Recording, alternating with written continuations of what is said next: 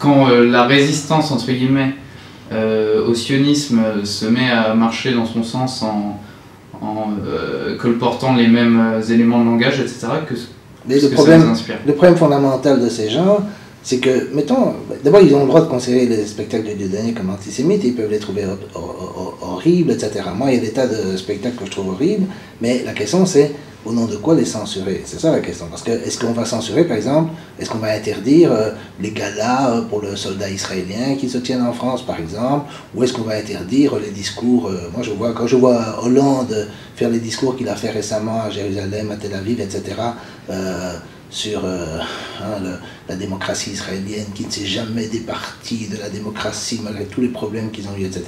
Si j'étais français, j'aurais honte. Et ça, c'est des discours... On me dit que c'est des discours de Dieudonné sont politiques, mais ça aussi, c'est des discours politiques. Et c'est pas honteux, c'est pas scandaleux. Pourquoi est-ce qu'on ne s'est pas révolté par cela? Alors évidemment, le problème de ces organisations, c'est que d'abord, elles prennent parti sur certains spectacles et pas sur d'autres.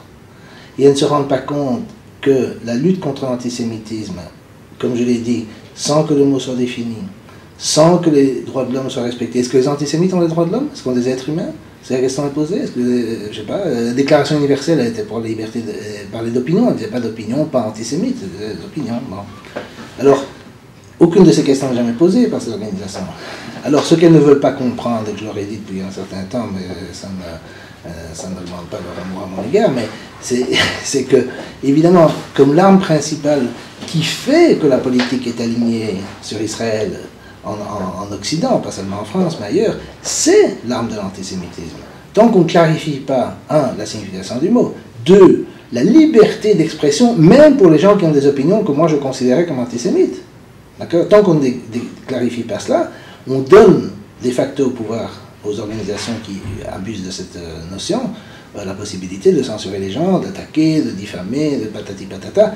Alors évidemment, n'importe quel politicien un peu opportuniste, il ne faut pas être très opportuniste pour comprendre que la carrière est finie si on dit un mot de trop sur Israël. Quand on a un jeune socialiste des Pyrénées orientales, je ne sais pas quoi, Pyrénées-Atlantiques, enfin, dans le sud de la France, qui dit j'ai honte de mon ministre, etc., je soutiens Dieudonné, hop, il doit démissionner. Alors tu crois que le maire de Lyon, de Lille, etc., ou je ne sais pas, de n'importe quelle ville, ou évidemment n'importe quel ministre, n'importe quel député, sénateur, etc., va oser prendre des positions sur la liberté d'expression des Français ou sur le droit des Français? Et de nouveau, la question n'est pas Dieudonné. Mettons Dieudonné est horrible, ok, il est horrible, mais les gens, les citoyens français qui ont envie de le voir, ils ont le droit de le voir ou pas? On ne répond jamais à cette question, on ne pose jamais cette question. Ils tombent dans le piège, toutes ces organisations tombent dans le piège de la lutte contre l'antisémitisme, qui est une gigantesque arnaque. Et la lutte contre l'antisémitisme fait monter l'antisémitisme. De plus en plus de gens maintenant se mettent à citer Voltaire, mais pas sur la liberté d'expression, mais Voltaire qui disait, si vous voulez savoir qui a le pouvoir, demandez-vous de qui on ne peut pas parler. De plus en plus de gens disent ça, et moi je dis à mes amis, juifs, sionistes ou pas, peu importe, faites attention. Vous faites la même erreur que tous les systèmes de censure, de liberté d'expression dans le passé, l'Église catholique, les pays socialistes, etc. Et ça va se retourner contre vous. Tout ça va faire exploser l'antisémitisme au lieu de le combattre. Il faut vous rendre compte de ça maintenant. Si vous n'avez pas les juifs, c'est votre affaire, pas la mienne. Moi, j'ai rien contre les juifs et j'ai pas envie de faire monter l'antisémitisme. Si vous le faites, ben ça c'est votre affaire, mais il ne faut pas vous plaindre après.